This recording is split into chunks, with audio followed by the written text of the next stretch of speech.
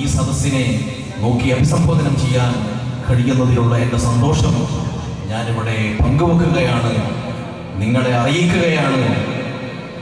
വരുന്ന കാലഘട്ടങ്ങളിൽ ഈ ദർസിന്റെ സന്തതികളായി പുറത്തിറങ്ങാൻ പോകുന്ന പ്രഗത്ഭമതികളായ പണ്ഡിതന്മാരെ സ്വീകരിക്കുവാനും അവർക്ക് ആതിഥ്യം നൽകുവാനും അവർക്ക് വേണ്ട ശുശ്രൂഷകൾ നൽകുവാനും അവർക്ക് വേണ്ട പരിചരണങ്ങൾ നടത്തുവാനും ഈ നാടിന് കഴിഞ്ഞല്ലോ എന്നോർത്തുകൊണ്ട് ഏറെ ആ സന്തോഷം നിങ്ങൾ അറിയിക്കുവാനും നിങ്ങളോടൊപ്പം വന്ന് ചേർന്ന് നിൽക്കുവാനും ഇവിടെ സമയം ചെലവഴിക്കാനും സാധിച്ചതിനുള്ള സന്തോഷം അറിയിക്കുകയും ചെയ്തുകൊണ്ട് എൻ്റെ വാക്കുകൾ ഞാൻ ഇവിടെ അവസാനിപ്പിക്കുകയാണ്.